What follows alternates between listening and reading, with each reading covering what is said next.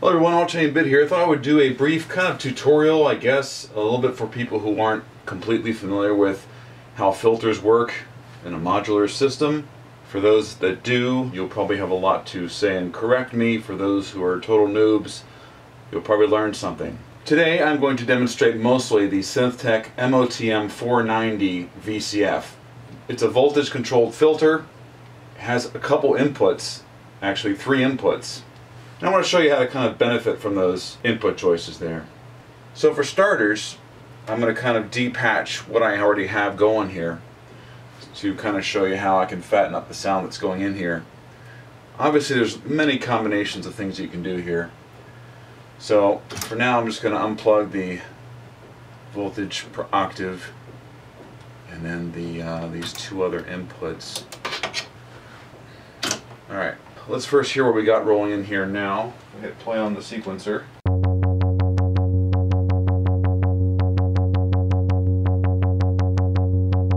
Alright, so right now we have an oscillator feeding into this filter. Yeah, I'll even depatch that.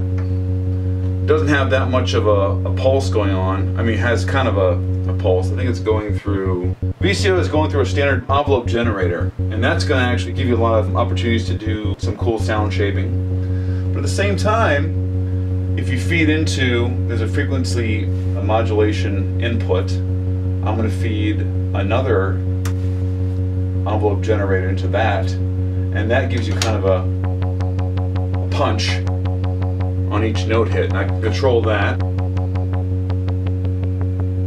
Sustain, release. See, that really shapes the sound right there too.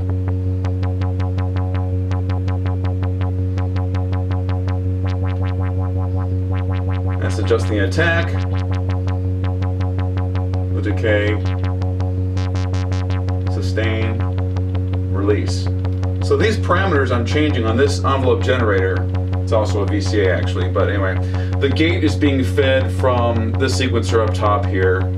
It's got triggers, so I'm just selecting when they trigger. So far we have just a sound source going in that is being affected by an envelope. Okay. We have another envelope feeding into the modulation input. This gives you the amount of that modulation. Another way of sound shaping.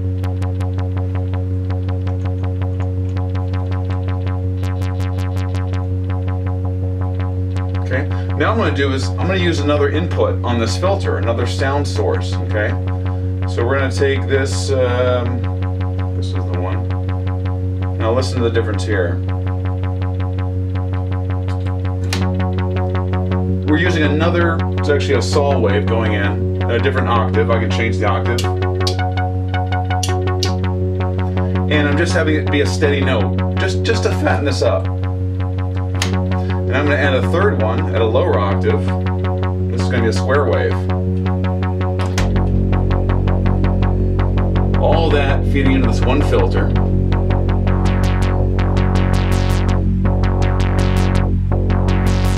Oh, I do have a little bit of a delay. Let me just take the delay off so you can get this raw.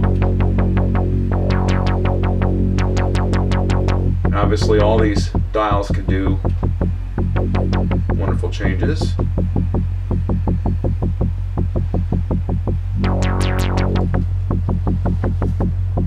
And for a final flavor, I'm going to use the volt per octave input. From this sequencer up here, it's set to 8 steps and it's changing the voltage amount, the octaves and such. That's going in, and now watch what happens to this.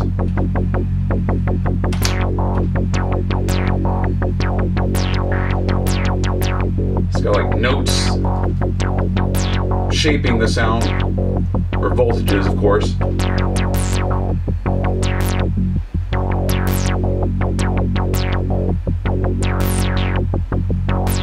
And a little bit more advanced, I've got, okay, let's see how I'll explain this one.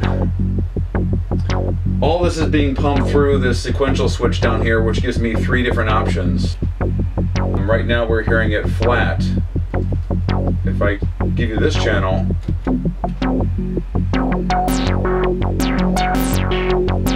have that going into a signal processor, which alters that even more.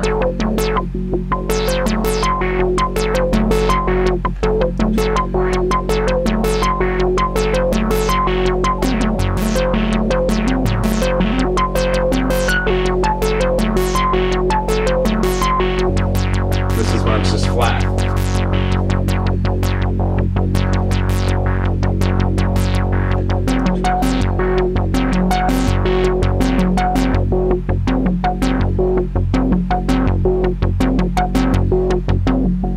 The amount of envelope push,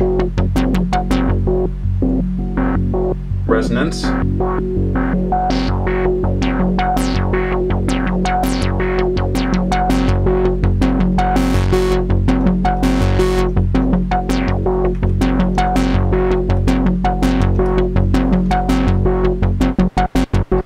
this is the envelope from the original sound source.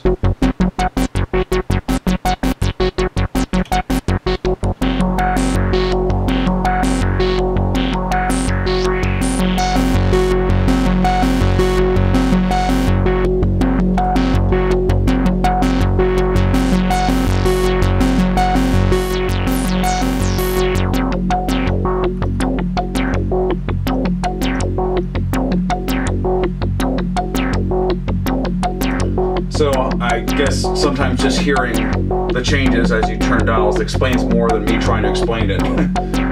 So anyway, that's just one way of benefiting from all these inputs on a filter, using all the inputs. Strip it down.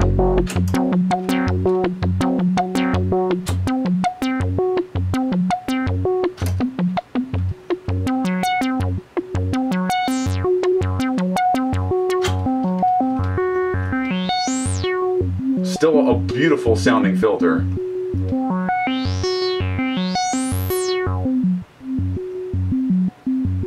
Oh yeah, no, I can't use that right now. Well, I hope this helps somebody. This is Orange Bit. Thanks for watching.